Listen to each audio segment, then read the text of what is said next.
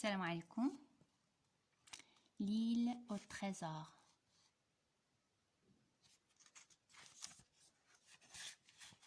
Le titre: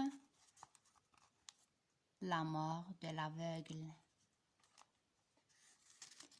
J'ai terriblement peur, mais je suis curieux. Je sors de dessous le pont, je monte quelques mètres de là. Je vois la route et la porte de la maison.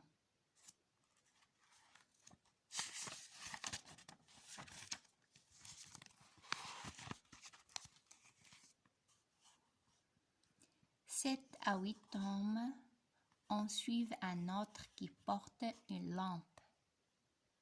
3 se tiennent la main. Celui du milieu est mon aveugle. Il crie: « À la porte, à la porte !» 2 hommes donnent en même temps un coup d'épaule. La porte n'était que poussée. Elle s'ouvre facilement.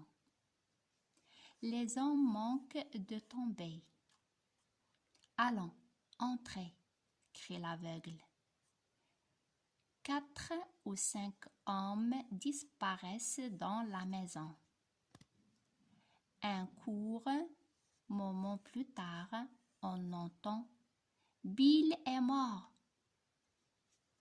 L'aveugle qui est resté dehors reprend: « Apportez le coffre, dépêchez-vous !»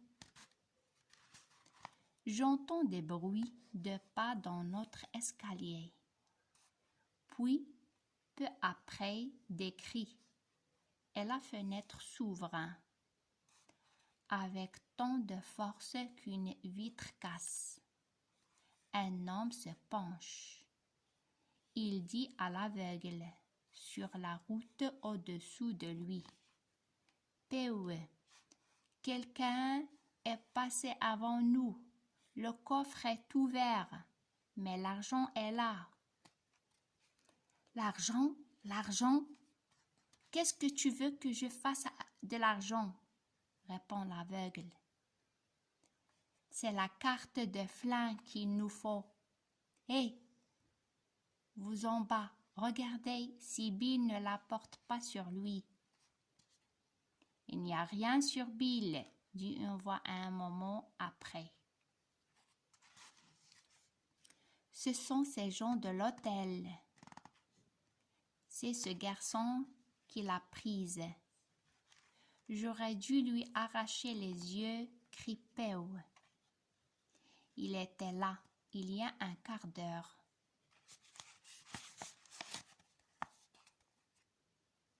Quand j'ai frappé, la porte était fermée. Ils sont sûrement encore dans la maison. Trouvez-les. Les 7 hommes cherchent et j'entends ouvrir des portes à coups de pied.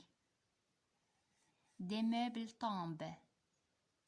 Tout à coup, le cri que ma mère et moi avons déjà entendu monte derrière la colline du côté du village. Mais cette fois-ci, il est répété 2 fois. Je comprends que quelqu'un prévient d'un danger.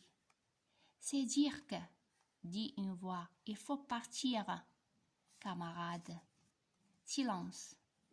Bon à rien, » crie Peu. « Dirk a toujours peur de tout. Je me moque de ses avertissements. » Je vous répète que la femme et le garçon ne peuvent pas être loin.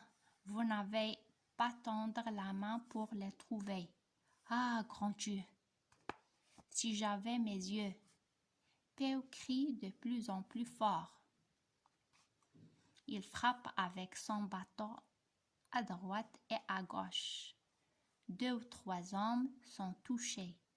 Ils crient à leur tour et ils essaient de lui arracher le bâton.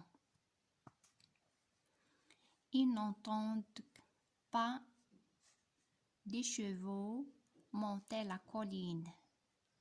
Mais alors, Dirk tire un coup de feu et en un instant, Tous les hommes disparaissent. L'aveugle reste seul. Il appelle ses camarades, les cherche en tendant les mains, se trompe de côté et au lieu de les suivre, passe le pont en courant vers le village. « Johnny, chien noir Dirk, crie-t-il, vous n'allez pas laisser seul le vieux Peu, mes garçons, pas le vieux Peu. »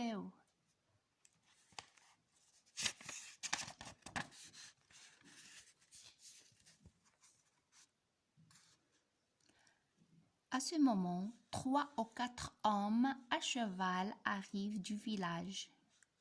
Peu les entend venir et comprend qu'il s'est trompé de direction. Il pousse un cri, se retourne et revient. Il tombe au milieu du pont et se relève. Mais un cheval lancé à toute vitesse le jette à terre. Sa tête frappe la pierre du pont, il reste sans mouvement, mort. L'homme du village qui est allé prévenir le docteur Livesey a rencontré des soldats sur la route et les a conduits tout de suite chez nous. Je leur raconte l'histoire. Puis les soldats essaient de retrouver les hommes de Peu. Ils ont disparu. Nous ramenons ma mère à l'hôtel. Des portes sont cassées.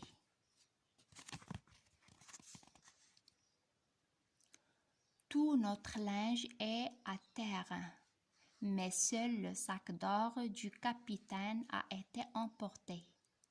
Ils ont pris l'argent, dites-vous, demande le chef. Le capitaine danse. Mais qu'est-ce qu'il cherchait d'autre? Je pense que c'est ça. Et je tire le paquet du papier de ma poche. J'ajoute, j'aimerais ne pas le garder sur moi et le remettre au docteur Livesey. Tu as raison, il y a un homme mort. Il faut que j'aille lui en parler tout de suite. Veux-tu venir avec moi, Hawking? Je saute à cheval derrière lui. Et c'est fini. À la prochaine, Inch'Allah. Salam alaikum wa rahmatullahi wa barakatuh.